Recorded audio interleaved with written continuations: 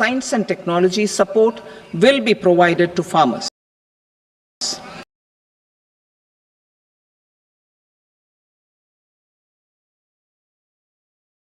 Plants in the eastern region. To further augment urea supply,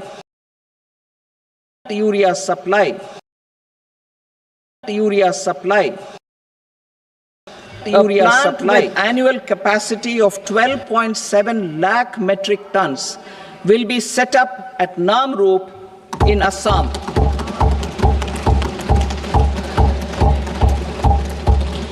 India Post, with 1.5 lakh rural post offices, complemented by the India Post Payment Bank and a vast network of 2.4 lakh Dak Sevaks, will be repositioned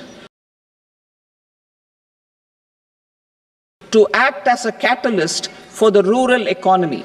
Details are at Annexure C. India Post will also be transformed as a large public logistics organization. This will meet the rising needs of Vishwakarmas, new entrepreneurs, women, self-help groups, MSMEs, and the large business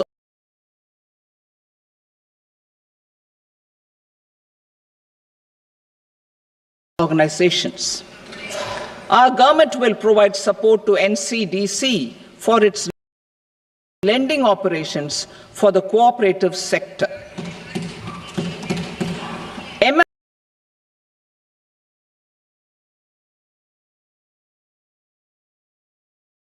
MSMEs as the second engine.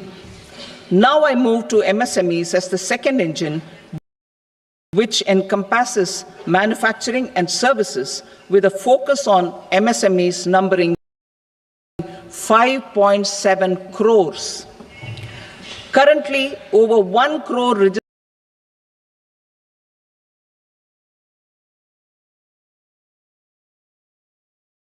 MSMEs, employing 7.5 crore people and generating 36% of our manufacturing, have come together to position India as a global manufacturing hub. With their quality products, these MSMEs are responsible for 45% of our exports. To help them achieve higher efficiencies of scale, technological upgradation, and better access to capital, the investment and turnover limits for classification of all MSMEs will be enhanced to 2.5 and 2 times respectively.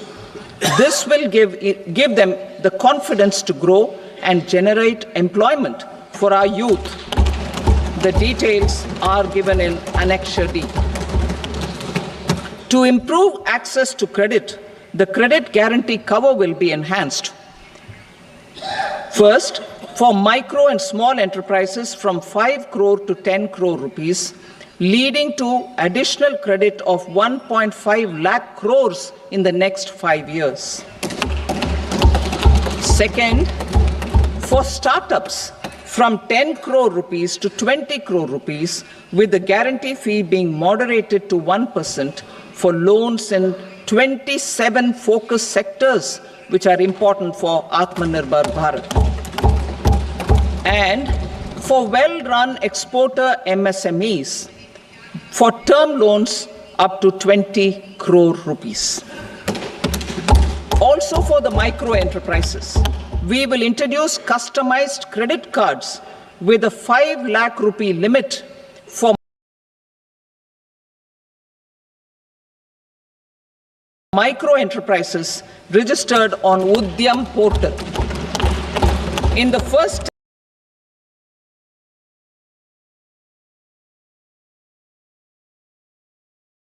first-time entrepreneurs. This will provide term loans up to 2 crore rupees during the next 5 years. The scheme will incorporate lessons from the successful Stand Up India scheme. Online capacity building for entrepreneurship and managerial skills will also be organized. Measures for labor-intensive sectors. To promote employment and entrepreneurship opportunities in labor-intensive sectors, our government will undertake specific policy and facilitation measures. To enhance the productivity, quality, and competitiveness of India's footwear and leather sector, a focused product scheme will be implemented. The scheme will support design capacity, component manufacturing, and machinery required for production of non-leather quality footwear, besides the support for leather footwear and products. The scheme is expected to facilitate employment for 22 lakh persons, generate over 4 lakh crore rupees, and exports of over 1.1 lakh crore rupees. Measures for the toys sector. Building on the National Action Plan for Toys, we will implement a scheme to make India a global hub for toys. The scheme will focus on development of clusters, skills, and a manufacturing ecosystem that will create high-quality, unique, innovative, and sustainable toys that will represent the Made in India brand. Support for food processing. In line with our commitment towards Purvodaya, we will establish a National Institute of Food Technology, Entrepreneurship, and Management in Bihar. The institute will provide a strong fillip to food processing activities in the entire eastern region. This will result in 1. Enhanced income for the farmers through value addition to their produce, and 2. Skilling entrepreneurship and employment opportunities for the youth. Manufacturing mission, furthering Make in India. Our government will set up a national manufacturing mission covering small, medium, and large industries for furthering Make in India by providing policy support, execution roadmaps, governance, and monitoring framework for central ministries and states. Details are in Annexure E. Given our commitment to climate-friendly development, the mission will also support clean tech manufacturing. This will aim to improve domestic value addition and build our ecosystem for solar PV cells, EV batteries, motors and controllers, electrolyzers, wind turbines, very high voltage transmission equipment, and grid-scale batteries. Investment as the third engine.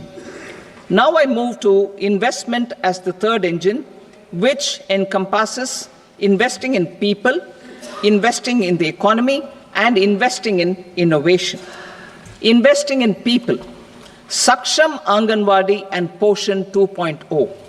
Saksham Anganwadi and Poshan 2.0 program provides nutritional support to more than 8 crore children, 1 crore pregnant women and lactating mothers all over the country, and about 20 lakh adolescent girls in aspirational districts and the Northeast region.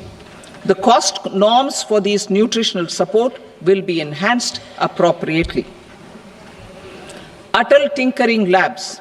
50,000 Atal Tinkering Labs will be set up in government schools in the next 5 years to cultivate the spirit of curiosity and innovation and foster a scientific temper among young minds. Broadband connectivity to government secondary schools and PHCs. Broadband connectivity will be provided to all government secondary schools and primary health centers in rural areas under the BharatNet project. Bharatiya Bhasha Pustak Scheme. We propose to implement a Bharatiya Bhasha Pustak scheme to provide digital form Indian language books for schools and for higher education. This aims to help students understand their subjects better and in their language. National Centers of Excellence for Skilling. Building on the initiative announced in the July 24 budget, 5 national centers of excellence for skilling will be set up with global expertise and partnerships to equip our youth with the skills required for Make for India, Make for the World manufacturing. The partnership will cover curriculum design, training of trainers, and a skills certification framework and periodic reviews. Expansion of capacity in IITs. Total number of students in 23 IITs has increased 100% from 65,000 to 1.35 lakh in the past 10 years.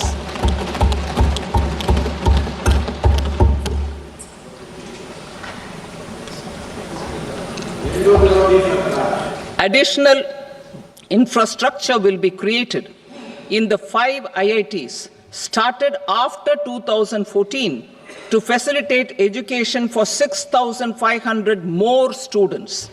Hostel and other infrastructure capacity at IIT Patna will also be expanded.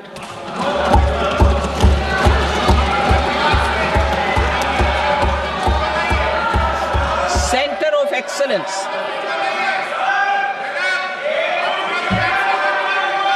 Center of Excellence in AI for Education. I had announced 3 centers of excellence in artificial intelligence for agriculture, health, and sustainable cities in 2023. Now a center of excellence in artificial intelligence for education will be set up with a total outlay of 500 crores. Expansion of medical education. Our government has added almost 1.1 lakh undergraduate and postgraduate medical education seats in 10 years, an increase of 130%. In the next year, 10,000 additional seats will be added in medical colleges and hospitals towards the goal of adding 75,000 seats in the next 5 years. Daycare cancer centers in all district hospitals. Our government will facilitate setting up of daycare cancer centers in all district hospitals in the next 3 years. 200 centers will be established in 25-26 itself. Strengthening urban livelihoods. Our government has been giving priority to assisting urban poor and vulnerable groups. A scheme for socio-economic upliftment of urban workers will be implemented to help them improve their incomes, have sustainable livelihoods, and a better quality of life. PM Swanidhi scheme has benefited more than 68 lakh street vendors, giving them respite from high-interest informal sector loans. Building on this success, the scheme will be revamped with enhanced loans from banks, UPI-linked credit cards with 30,000 rupees limit, and capacity building support. Social Security Scheme for welfare of online platform workers. Gig workers of online platforms provide great dynamism to the new age services economy.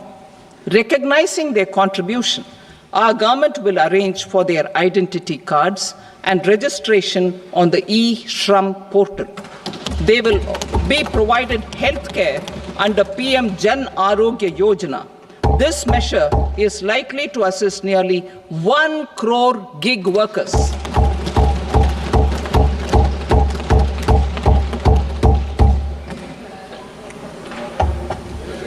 Investing in the economy. Public-private partnership in infrastructure. Each infrastructure-related ministry will come up with a 3-year pipeline of projects that can be implemented in PPP mode.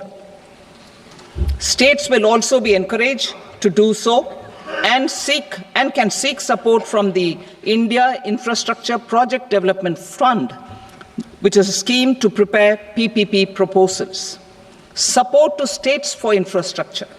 An outlay of 1.5 lakh crore is proposed for the 50-year interest-free loans to states for capital expenditure and incentives for reforms.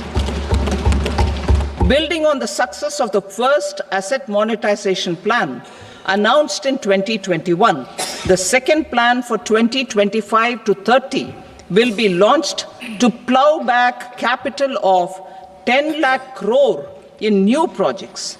Regulatory and fiscal measures will be fine-tuned to support the plan. Jal Jeevan Mission. Since 2019, 15 crore households, representing 80% of India's rural population, have been provided access to portable tap water connections. To achieve 100% coverage, I am pleased to announce the extension of this mission until 2028 with an enhanced total outlay. The mission's focus will be on the quality of infrastructure and O&M of rural piped water supply schemes through Jan Bhagidari.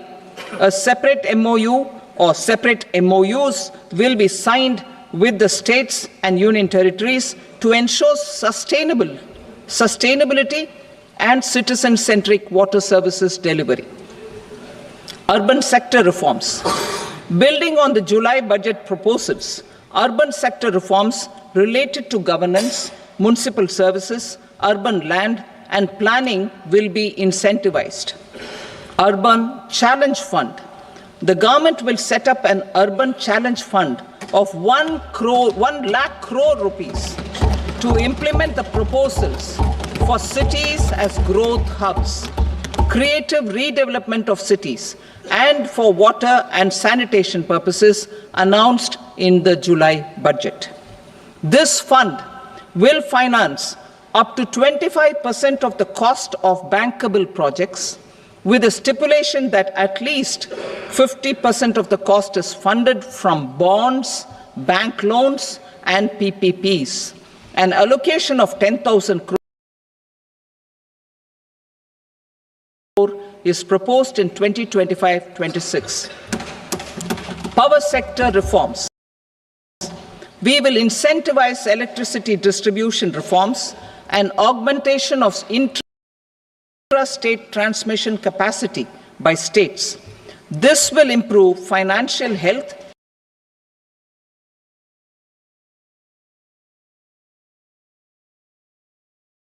and capacity of electricity companies.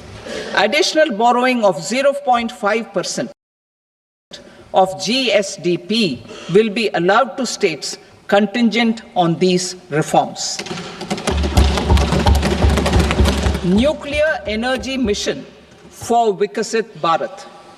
Development of at least 100 gigawatt of nuclear energy by 2047 is essential for our energy transition efforts. For an active partnership with the private sector towards this goal, amendments to the Atomic Energy Act and the Civil Liability for Nuclear Damage Act will be taken up.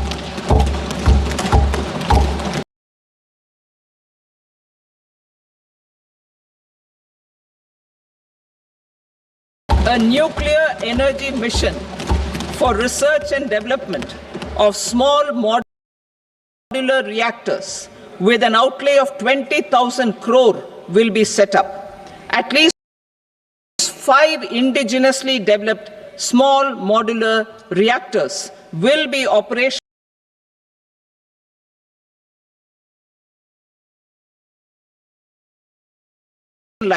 by 2033.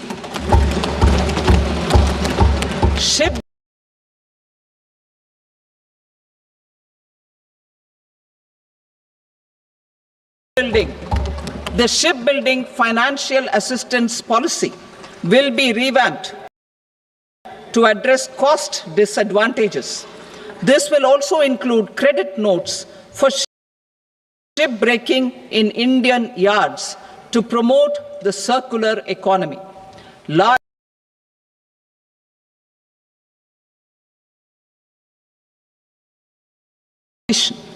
This will have up to 49% contribution by the government, and the balance will be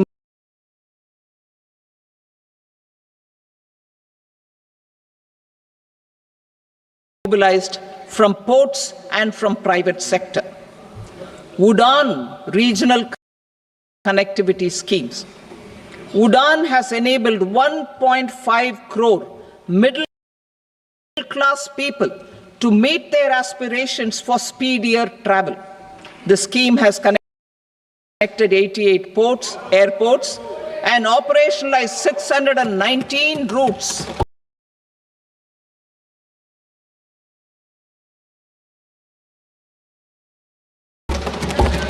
Inspired by that success, a modified UDAN scheme will be launched to enhance regional connectivity to 120 new destinations and carry 4 crore passengers in the next 10 years. 4 crore additional passengers in the next 10 years. The scheme will also support helipads and smaller airports in hilly, aspirational and northeast regional districts.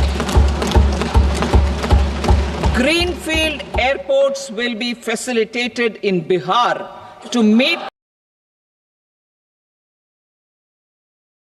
the future needs of the state. These will be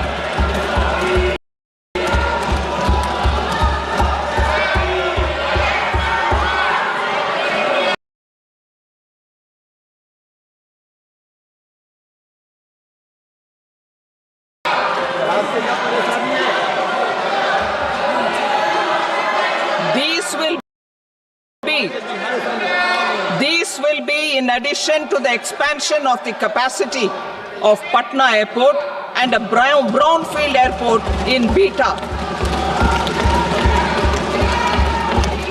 Western Kosi Canal project in Mithilanchal. Financial support will be provided for the Western Kosi Canal ERM project, benefiting a large number of farmers cultivating over 50,000 hectares of land in the Mithilanchal region of Bihar. Mining sector reforms. Mining sector reforms, including those for minor minerals, will be encouraged through sharing of best practices and institutions of a state mining index. A policy for recovery of critical minerals from tailings will be brought out. Under the special window for affordable and mid-income housing, SWAMI, 50,000 dwelling units in stressed housing projects have been completed and keys handed over to home buyers. Another 40,000 units will be completed in 2025, further helping middle-class families who were paying EMIs on loans taken for apartments while also paying rent for their current dwellings. Building on this success, SWAMI Fund 2 will be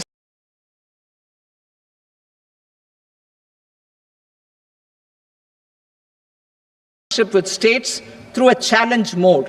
Land for building key infrastructure will have to be provided by the states. Hotels in these destinations will be included in the infrastructure harmonized list. The following measures will be taken for facilitating employment-led growth. Organizing intensive skill development programs for our youth, including in institutes of hospitality management. Providing mudra loans for homestays. Improving ease of travel and connectivity to tourist destinations. Providing performance-linked incentives to states for effective destination management, including tourist amenities, cleanliness, and marketing efforts, and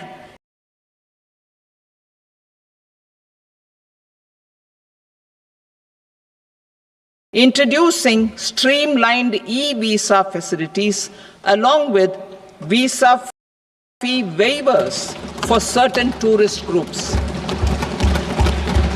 Continuing with the emphasis on places of spiritual and religious significance in the July budget, there will be a special focus on destinations related to the life and times of Lord Buddha.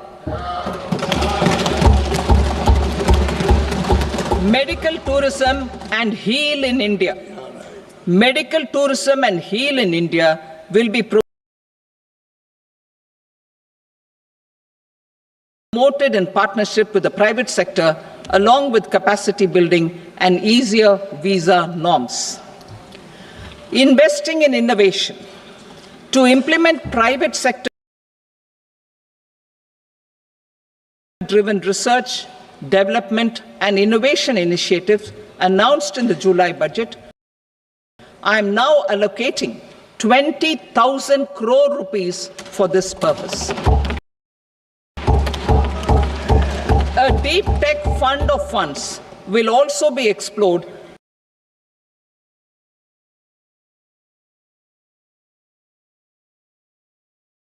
to catalyze the next generation startups as a part of this initiative. In the next 5 years, under the PM Research Fellowship Scheme, we will provide 10,000 fellowships for technological research in IITs and IISc with enhanced financial support. The second gene bank with 10 lakh germplasm lines will be set up for future food and nutritional security. This will provide conservation support to both public and private sectors for genetic resources.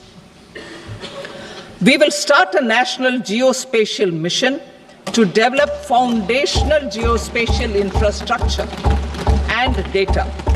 Using PM Gati Shakti, this mission will facilitate modernization of land records, urban planning, and design of infrastructure projects. A Gyan Bharatam mission for survey, documentation, and conservation of our manuscript heritage with academic institutions, museums, libraries, and private collectors will be undertaken to cover more than 1 crore manuscripts. We will set up a national digital repository of Indian knowledge systems for knowledge sharing. Now I move to exports as the fourth engine. We will set up an export promotion mission with sectoral and ministerial targets driven jointly by the Ministries of Commerce, MSME, and Finance. It will facilitate easy access to export credit, cross-border factoring support, support to MSMEs to tackle non-tariff measures in overseas markets. A digital public infrastructure, Bharat Trade Net, for international trade will be set up as a unified platform for trade documentation and financing solutions. This will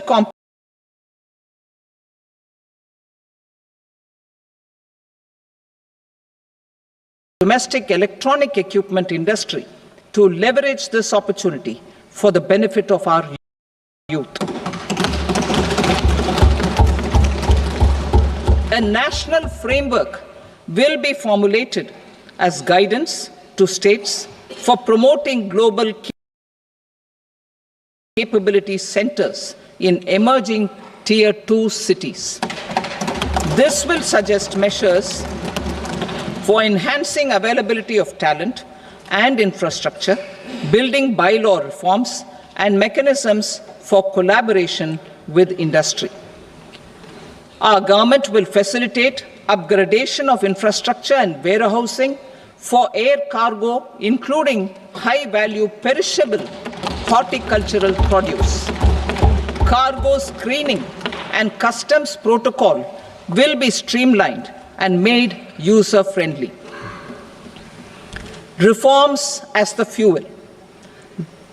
Over the past 10 years, our government has implemented several reforms for convenience of taxpayers, such as faceless assessment, 2, taxpayer charter, 3, faster returns, 4, almost 99% returns being on self-assessment, and 5, Vivad Se Vishwas scheme.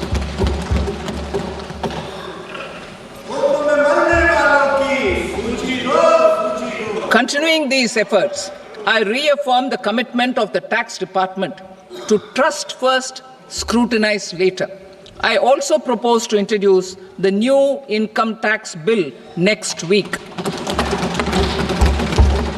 I will detail the indirect tax reforms and changes in direct taxes in Part B. Financial sector reforms. The FDI limit for the insurance sector will be raised from 74 to 100%. This enhanced limit will be available for those companies which invest the entire premium in India. The current guardrails and conditionalities associated with foreign investment will be reviewed and simplified.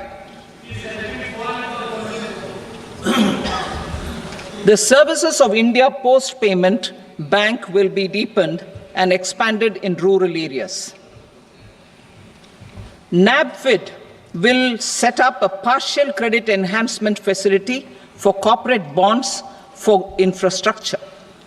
Public sector banks will develop Grameen Credit Score framework to serve the credit needs of SHG members and people in rural areas. A forum for regulatory coordination and development of pension products will be set up. To implement the earlier announcement on simplifying the KYC processes, the revamped Central KYC Registry will be rolled out in 2025. We will also implement a streamlined system for periodic updating. Requirements and procedures for speedy approval of company mergers will be rationalized. The scope for fast-track mergers will also be widened and the process made simpler. As proposed in the interim budget, we signed bilateral investment treaties with 2 countries in 2024 to encourage sustained foreign investment, and in the spirit of First Develop India, the current model BIT will be revamped and made more investor-friendly. In the last 10 years, in several aspects, including financial and non-financial, our government has demonstrated a steadfast commitment to ease of doing business. We are determined to ensure that our regulations must keep up with technological innovations and global policy developments. A light-touch regulatory framework based on principles and trust will unleash productivity and employment. Through this framework, we will update regulations that were made under old laws. To develop this modern, flexible, people-friendly, and trust-based regulatory framework appropriate for the 21st century, I propose 4 specific measures. A high-level committee for regulatory reforms will be set up for a review of all non-financial sector regulations, certifications, licenses, and permissions. The committee will be expected to make recommendations within a year. The objective is to strengthen trust-based economic governance and take transformational measures to enhance ease of doing business, especially in matters of inspection and compliances. States will be encouraged to join in this endeavor. An investment friendliness index of states will be launched in 2025 to further the spirit of competitive, cooperative federalism. Under the Financial Stability and Development Council, a mechanism will be set up to evaluate impact of the current financial regulations and subsidiary instructions. It will also formulate a framework to enhance their responsiveness and development of the financial sector. In the Jan Vishwas Act 2023, more than 180 legal provisions were decriminalized. Our government will now bring up the Jan Vishwas Bill 2.0 to decriminalize more than 100 provisions in various laws. I now move to fiscal policy. In the July budget, I had committed to staying the course for fiscal consolidation. Our endeavor will be to keep the fiscal deficit each year such that central government debt remains on a declining path as a percentage of the GDP. The roadmap for the next 6 years has been detailed in the FRBM statement. Revised estimates for 2024-25. The revised estimate of the total receipts other than borrowings is 31.47 lakh crore rupees, of which the net tax receipts are 25.57 lakh crore rupees. The revised estimate of the total expenditure is 47.16 lakh crore rupees, of which the capital expenditure is about 10.18 lakh crore rupees. The revised estimate of the fiscal deficit is 4.8% of the GDP. Budget estimates for 25-26. Coming to 25-26, the total receipts other than borrowings and total expenditure are estimated at 34.96 lakh crore rupees and 50.65 lakh crore rupees respectively. The net tax receipts are estimated at 28.37 lakh crore rupees. The fiscal deficit is estimated to be 4.4% of GDP. To finance the fiscal deficit, the net market borrowings from dated securities are estimated at 11.54 lakh crore. The balance financing is expected to come from small savings and other sources. The gross market borrowings are estimated at 14.82 lakh crore rupees. I will now move to Part B. Indirect taxes. My proposals relating to customs aim to rationalize tariff structure and address duty inversion. These will also support domestic manufacturing and value addition, promote exports, facilitate trade, and provide relief to common people. Rationalization of customs tariff structure for industrial goods. As a part of comprehensive review of customs rate structure announced in July 2024 budget, I propose to 1. Remove 7 tariff rates. This is over and above the 7 tariff rates removed in 23-24 budget. After this, there will be only 8 remaining tariff rates, including 0 rate. 2. Apply appropriate cess to broadly maintain effective duty incidence, except on a few items where such incidence will reduce marginally. 3. Levy not more than 1 cess or surcharge. Therefore, I propose to exempt social welfare surcharge on 82 tariff lines that are subject to a cess. I shall now take up sector-specific proposals. To provide relief to patients, particularly those suffering from cancer, rare diseases, and other severe chronic diseases, I propose to add 36 life-saving drugs and medicines to the list of medicines fully exempted from basic custom duty.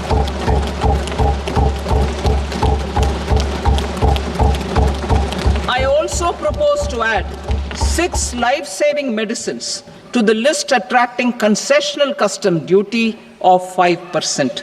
Full exemption and concessional duty will also respectively apply on the bulk drugs for manufacture of the above.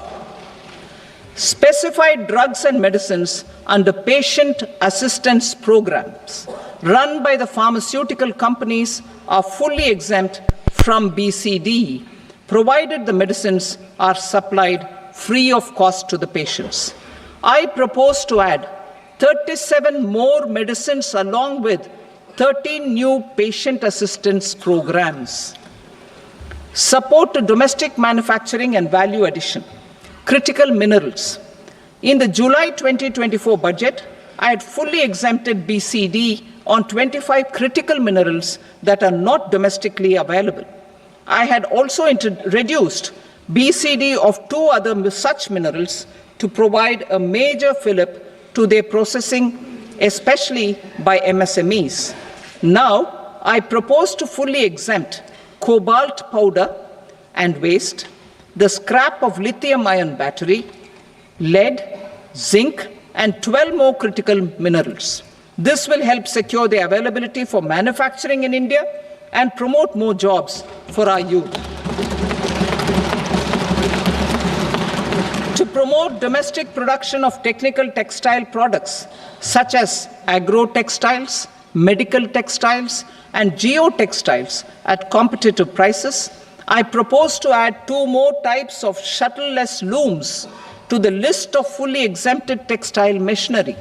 I also propose to revise the BCD rate on knitted fabrics covered by 9 tariff lines from 10 or 20 to 20% or 115 rupees per kg, whichever is higher.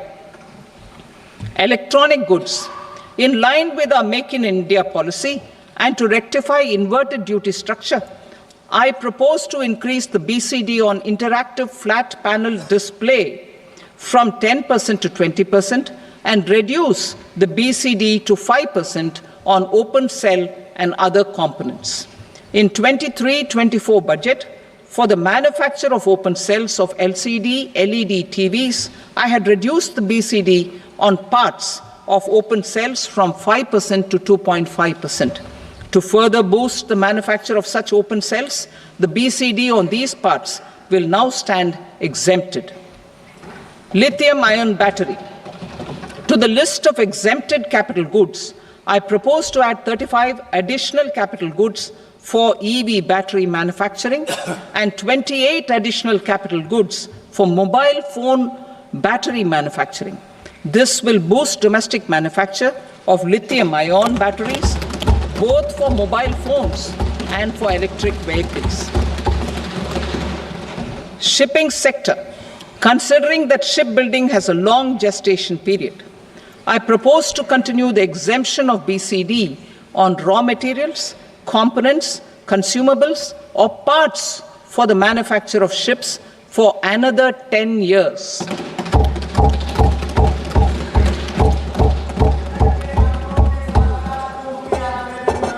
I also propose the same dispensation for shipbreaking to make it more competitive. Telecommunication. To prevent classification disputes, I propose to reduce the BCD from 20% to 10% on carrier-grade Ethernet switches to make it at par with non-carrier-grade Ethernet switches. Export promotion. To facilitate exports of handicrafts, I propose to extend the time period for export from 6 months to 1 year, further extendable by another 3 months if required. I also propose to add 9 items to the list of duty-free inputs. Leather sector. I propose to fully exempt BCD on wet blue leather to facilitate imports for domestic value addition and employment. I also propose to exempt crust leather from 20% export duty to facilitate exports by small tanners. Marine products. To enhance India's competitiveness in the global seafood market, I propose to reduce BCD from 30% to 5% on frozen fish paste, surimi, for manufacture and export of its analog products. I also propose to reduce BCD from 15% to 5% on fish hydrolysates for manufacture of fish and shrimp feed. In July 2024 budget, to promote development of domestic MROs for aircraft and ships, I had extended the time limit for export of foreign origin goods that were imported for repairs from 6 months to 1 year and further extendable by 1 year. I now propose to extend the same dispensation for railway goods. Time limit for provisional assessment. Presently, the Customs Act 1962 does not provide any time limit to finalize provisional assessments, leading to uncertainty and cost to trade. As a measure of promoting ease of doing business, I propose to fix a time limit of 2 years, extendable by a year, for finalizing the provisional assessment. I propose to introduce a new provision that will enable importers or exporters, after clearance of goods, to voluntarily declare material facts and pay duty with interest but without penalty. This will incentivize voluntary compliance. However, this will not apply in cases where department has already initiated audit or investigation proceedings. For industry to better plan their imports, I propose to extend the time limit for the end use of imported inputs in the relevant rules from 6 months to 1 year. This will provide operational flexibility in view of cost and uncertainty of supply. Further, such importers will now have to file only quarterly statements instead of a monthly statement.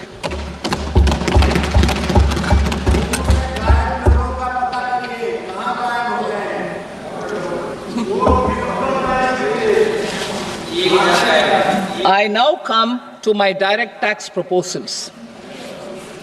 In Part A, I have briefly underlined taxation reforms as one of key reforms to realize our vision of Vikasit Bharat. In respect of criminal law, our government had earlier ushered in Bharatiya Nyaya Sanhita, replacing Bharatiya Danda Sanhita. I am happy to inform this august House and the country that for new income tax bill will carry forward the same spirit of Nyaya in its drafting as well. The new bill will be clear and direct in text, with close to half of the present law in terms of both chapters and words. It will be simple to understand for taxpayers and tax administrators, leading to tax certainty and reduced litigation. Reforms, however, are not a destination. They are means to achieve good governance for our people and economy. Providing good governance primarily involves being responsive. The Tirukural captures this in verse 542, which reads, "Vaanokki vaazhum ulagallam mannavan kol nokki vaazhum kudi," meaning, just as the living beings live expecting rains, citizens live expecting good governance. Our government is committed to keeping an ear to the ground and a finger on the pulse and responding while balancing our national building efforts.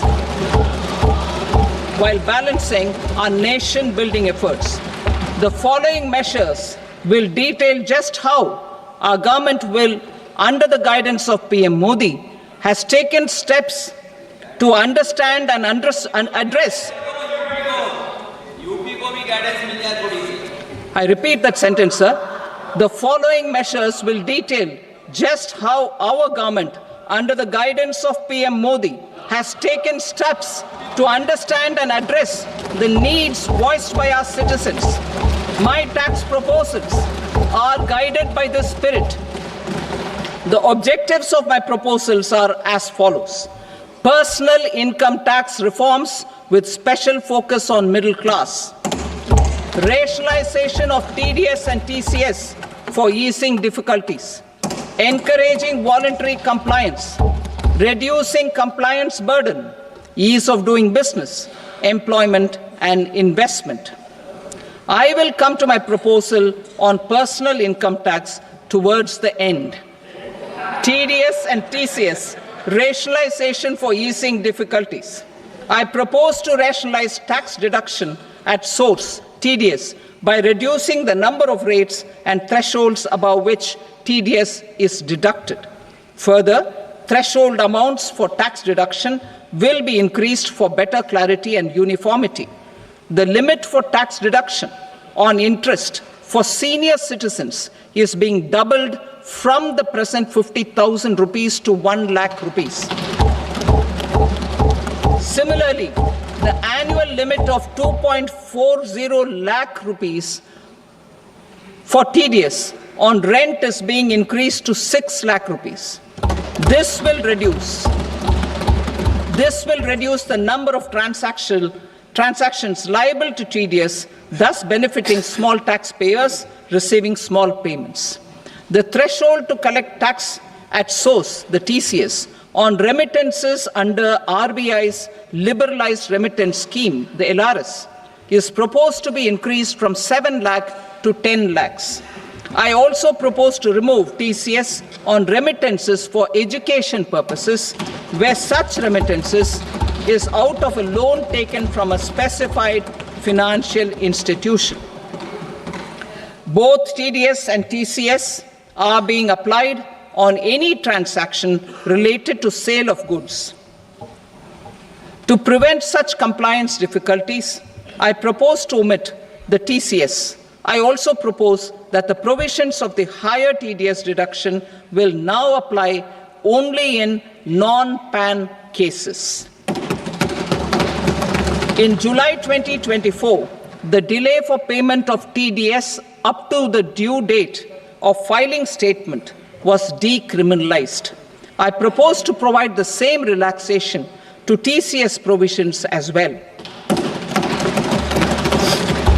The government under the leadership of Prime Minister Modi believes in Sabka Saath, Sabka Vikas, Sabka Vishwas, and Sabka Prayas. In line with this, we brought in updated return facility in 2022 for voluntary compliance by taxpayers who had omitted to report their correct income. Our trust in taxpayers was proved right. Nearly 90 lakh taxpayers voluntarily updated their incomes by paying additional tax. Taking this trust further, I now propose to extend the time limit to file updated returns for any assessment year from the current limit of 2 years to 4 years. I propose to reduce the compliance burden for small charitable trusts and institutions by increasing their period of registration from 5 years to 10 years. It is also proposed that disproportionate consequences do not arise for minor defaults, such as incomplete applications filed by charitable entities. Presently, taxpayers can claim the annual value of self-occupied properties as nil only on the fulfillment of certain conditions. Considering the difficulties faced by taxpayers, it is proposed to allow the benefit of 2 such self-occupied properties without any condition. To streamline the process of transfer pricing and to provide an alternative to yearly examination, I propose to introduce a scheme for determining arm's length price of international transaction for a block period of 3 years. This will be in line with global best practices. With a view to reduce litigation and provide certainty in international taxation, the scope of safe harbor rules is being expanded. A number of senior and very senior citizens have very old national savings schemes accounts. As interest is no longer payable on such accounts, I propose to exempt withdrawals made from NSS by individuals on or after 29th August 2024. I am also proposing to allow similar treatment to NPS Vatsalya accounts as is available to normal NPS accounts subject to overall limits. In my speech in July 2024, I had promised that all processes, including giving effect to appellate orders, shall be digitalized and made paperless over the next 2 years. So I'm happy to announce that digitalization is being made operational now. In July 2024, we brought in the Vivad Se Vishwas scheme to resolve income tax disputes pending in appeal. The scheme has received a great response, with nearly 33,000 taxpayers having availed of the scheme to settle their disputes. I have a few proposals to promote investment and employment. It is proposed to provide a presumptive taxation regime for non-residents who provide services to a resident company that is establishing or operating an electronics manufacturing facility. I further propose to introduce a safe harbor for tax certainty for non-residents who store components for supply to specified electronics manufacturing units.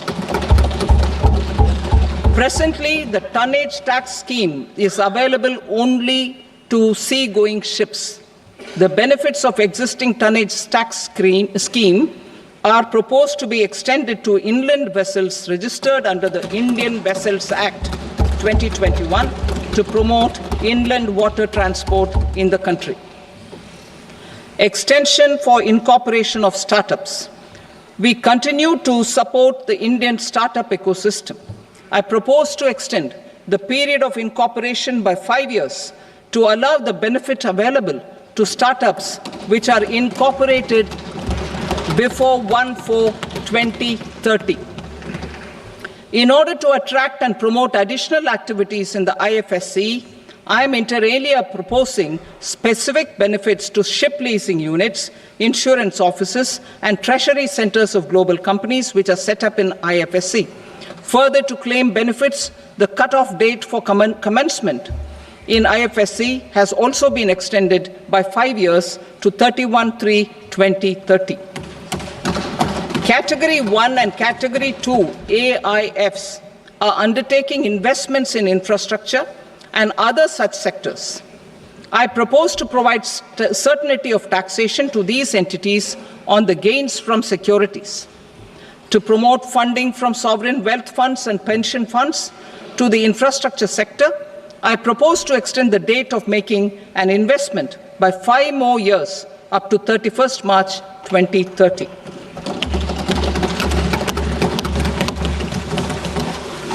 Personal income tax reforms with special focus on middle class. Democracy, demography, and demand are the key support pillars in our journey towards Vikasit Bharat. The middle class provides strength for India's growth. This government, under the leadership of Prime Minister Modi, has always believed in the admirable energy and ability of the middle class in nation building. In recognition of their contribution,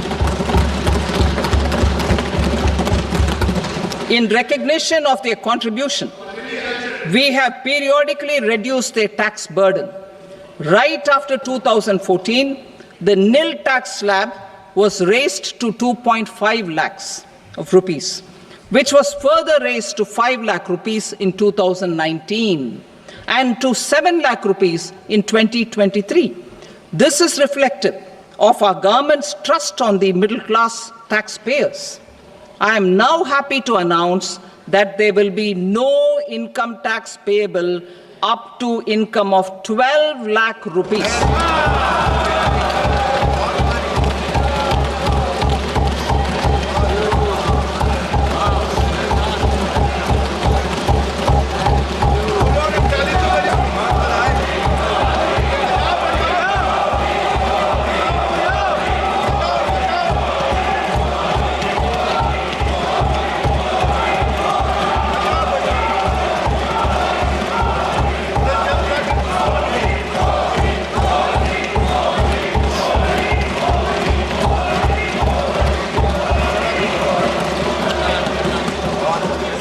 So, average income of 1 lakh per month, other than the special rate income such as capital gains, under the new regime.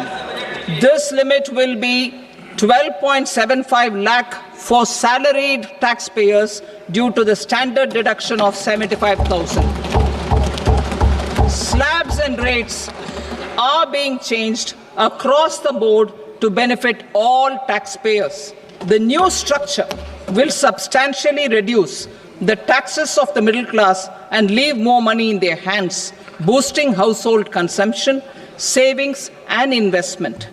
In the new tax regime, I propose to revise tax rate structures as follows: 0 to 4 lakh rupees nil, 4.8 lakh rupees to 4 to 8 lakh rupees 5%, 8 to 12 lakh rupees 10%, 12 to 16 lakh rupees 15%, 16 to 20 lakh rupees 20%, 20 to 24 lakh rupees 25%, and above 24 lakh rupees 30%.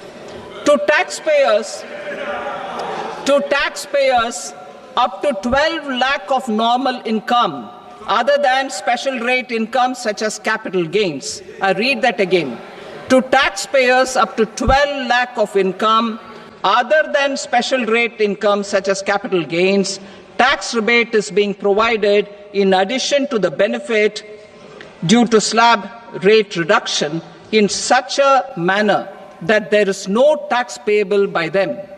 The total tax benefit of slab rate changes and rebate at different income levels can be illustrated with a few examples.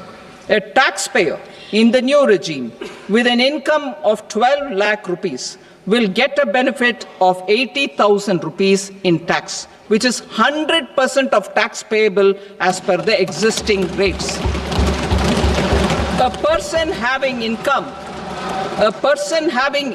of 18 lakh rupees will get a benefit of 70,000 rupees in tax. That is 30% of tax payable as per existing rates.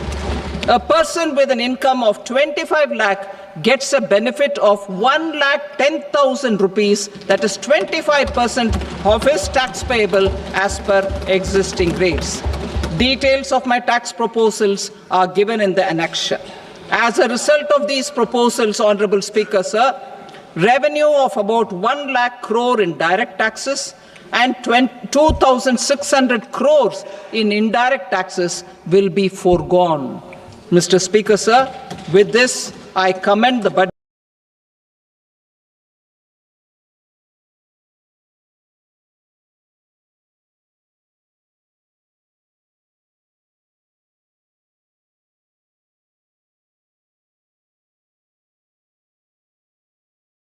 To this August House.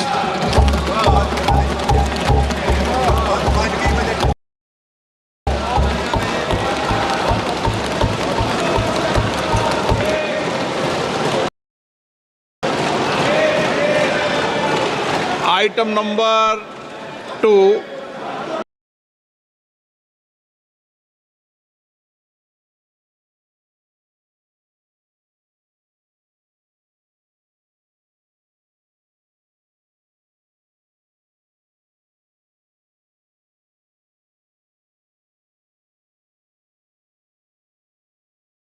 इसके पक्ष में हाँ कहें, जो विरोध में ना गए। मेरे विचार में निर्णय हाँ वालों के पक्ष में हुआ। हाँ वालों के पक्ष में अनुमति प्रदान की जाती है। माननीय मंत्री जी अब विधेयक को पुनर्स्थापित करें।